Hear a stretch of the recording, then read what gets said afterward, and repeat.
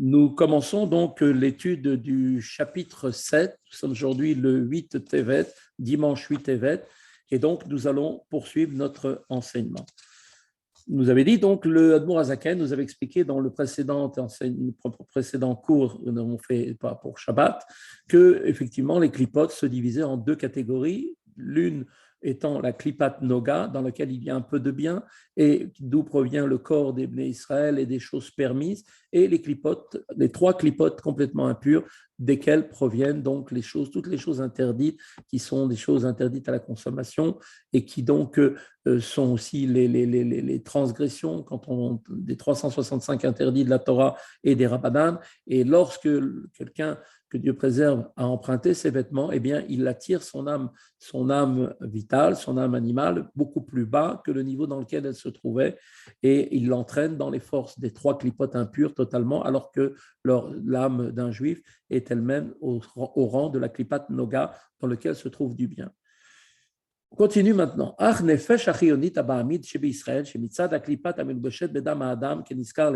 Cependant, contrairement aux formes de vie mentionnées à la fin du chapitre 6, qui elles dérivent des trois clipotes totalement impures, les formes de vie suivantes proviennent de la klipat noga, l'âme vitale animale du juif, qui est issue du côté de la klipa et qui est revêtue du sang de l'homme pour l'animer, comme il a été expliqué précédemment, donc dans le chapitre 1er.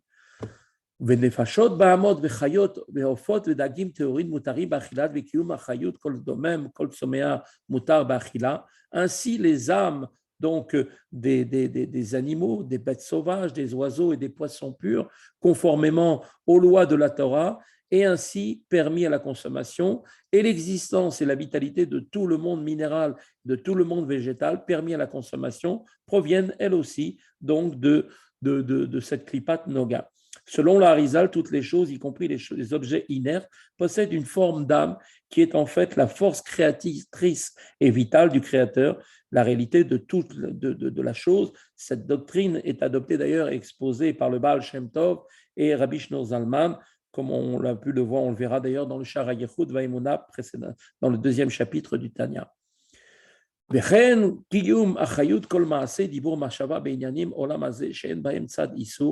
même en va-t-il de même donc de l'existence et de la vitalité de toutes les actions, paroles et pensées qui relèvent de sujets de ce monde et qui ne présentent pas d'aspect interdit, dépendent eux aussi donc de cette klipat noga. Lo shoresh velo anaf mishasa mizvot lo taase. N'étant donc ces pensées, paroles, actions, ni une racine, ni une branche des 365 préceptes négatifs et de leurs dérivés interdits par la Torah ou par ordre rabbinique. Mais ce sont des simples pensées, paroles, actions autorisées qui ne sont pas orientées vers Dieu, des paroles qui peuvent être des choses, de choses futiles, des paroles qui sont dites comme ça sans avoir un sujet particulier. Eh bien, ces paroles ne sont pas elles-mêmes, ces paroles ne sont pas attirées donc par les trois clipotes complètement impures. Donc, les actions, les paroles et les pensées d'un juif doivent avoir pour fin de servir Dieu. Il lui faut, par exemple, manger avec l'intention que l'énergie qu'il a absorbée apporte la force nécessaire pour lui, pour l'étude, la prière ou l'accomplissement d'un autre commandement. Et de même, il doit exercer une activité professionnelle afin de subvenir aux besoins de sa famille, éduquer ses enfants selon les voies de la Torah et des commandements et donner la charité. Mais quand ces actions, ces paroles et ces pensées n'ont pas cette finalité et veulent seulement satisfaire la volonté, le désir et l'appétit du corps, même s'il s'agit de choses qui sont nécessaires au corps pour sa santé, à son existence et à sa vie, comme le fait par exemple de se nourrir est une nécessité absolue pour le corps, l'acte en tant que tel n'est donc pas fautif, mais il est affecté d'un manque par le fait que son intention n'est pas orientée vers Dieu. Il ne mange pas pour, c'est-à-dire ne vise pas à travers cet acte d'acquérir la force nécessaire pour ensuite employer son corps au service de Dieu. Donc, quand ces intentions spirituelles font défaut, ces actions, paroles et pensées ne sont pas meilleures que l'âme vitale animale elle-même. והכל כאשר לכל נשפע ונמשל ממדרגה השנית שבקליפת סטרא אחרא שהיא קליפת רביעית הנקראת קליפת נוגה. Tout ceci, c'est-à-dire l'âme avec ses actions, ses paroles et ses pensées, dérive du second rang de clipote et de la sitra achara qui est dans l'ordre ascendant des clipotes, la quatrième clipa appelée klipat noga, la clipa, donc traduction, qui brille, car elle recèle en fait, cette clipa, une lueur de sainteté. Car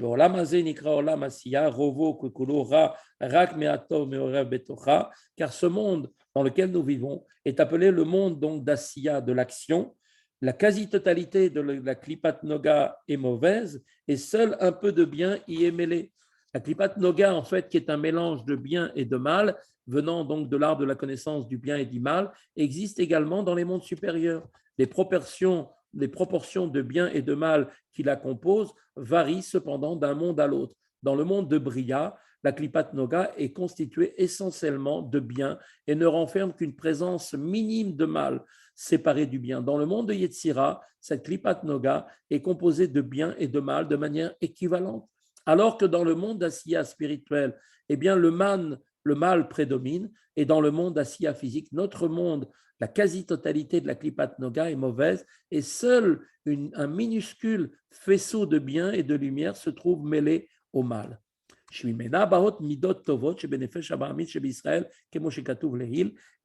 de ce peu de bien sont issus les bons traits de caractère présents dans l'âme animale du juif, comme nous l'avons expliqué précédemment au chapitre 2.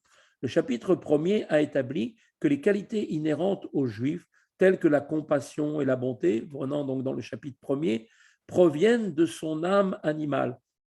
Là-bas, dans le premier chapitre du Tanya, le Admor Zaken nous a dit que cette âme est en effet dotée de nobles traits de caractère, bien qu'elle soit issue de la klipa, car il s'agit en l'occurrence de quelle klipa? De la klipat noga, en laquelle se trouve également un peu de bien. Donc, dès lors que la klipat noga est ce mélange de bien et de mal, toutes les actions, paroles et pensées qui émanent peuvent alternativement viser une bonne ou une mauvaise fin. Et Rabbi Shneur Zalman va ainsi expliquer que la même action, parole ou pensée, sainte, lorsqu'elle a en vue le service de Dieu, a un caractère négatif dans l'hypothèse contraire.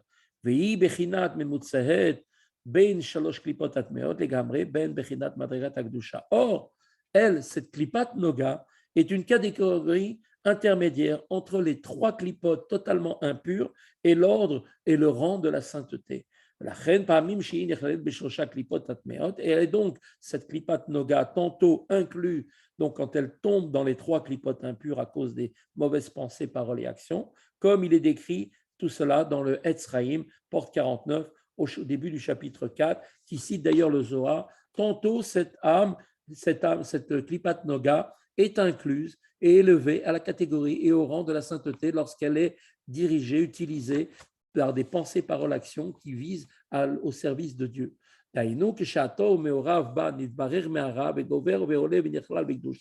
Et ce, quand le bien mêlé en elle est extrait, séparé du mal et que prédomine sur lui et s'élève, et donc elle s'élève cette klipa et elle est absorbée dans la sainteté. Donc maintenant, par cette affirmation, Rabbi Shneur Zalman illustre à présent par l'exemple d'une action, d'une parole neutre qui tire leur vitalité de la klipat noga. Autrement dit, elle peut être accomplie ou bien être proférée pour le bien ou pour le mal. Ainsi, il va nous montrer que cette vitalité rejoint la sphère de la sainteté quand cette action, quand cette parole sont dirigées vers le bien. Et que, au contraire, elle chute, cette klipat noga, jusqu'au niveau des trois klipotes totalement impures quand elles ne font que répondre à un désir physique.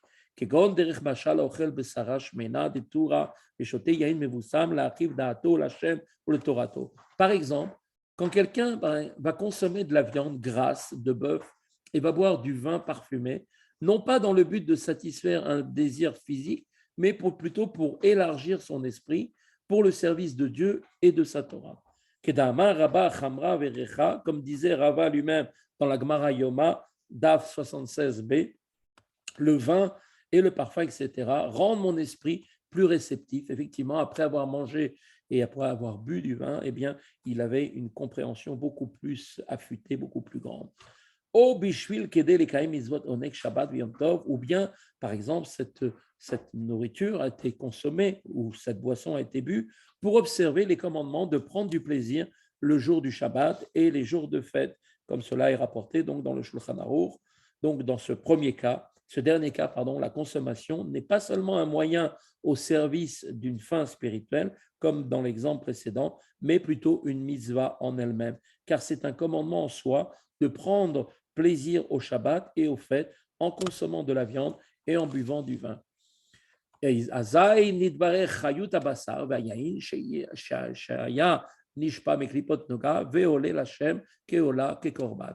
ce moment-là, quand une personne mange ou boit avec cette noble intention, alors la vitalité de la viande et du vin qu'il a absorbé, qui proviennent eux-mêmes de la klipat noga, eh bien, est extraite du mal et s'élève maintenant vers Dieu, telle une offrande, un sacrifice consumé, effectivement. C'est-à-dire que la force vitale de la klipat noga, contenue dans l'aliment ou la boisson, est maintenant absorbée dans la sainteté.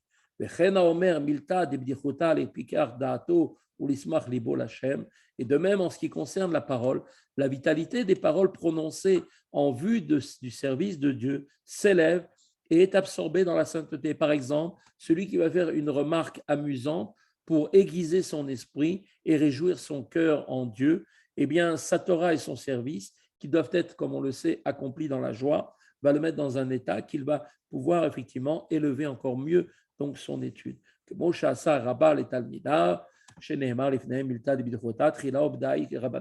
Comme Rava, d'ailleurs, comme c'est remarqué dans la Gemara Psachim, là-bas, DAF 117a, selon les textes de Rabbeinu Hananel, nous dit là-bas, Rava avait coutume de faire avec ses disciples, il faisait son discours en commençant par une remarque amusante, ce qui mettait les disciples de bonne humeur et les rendait ainsi beaucoup plus réceptifs et plus aptes à comprendre l'enseignement de leur maître. Avec une pareille intention, la vitalité des mots issus de la Klipat Noga est donc séparée du mal que renferme cette dernière pour être incluse maintenant dans la sainteté. Voilà, c'est ici que se termine le cours d'aujourd'hui. Bonne journée à tous et à demain.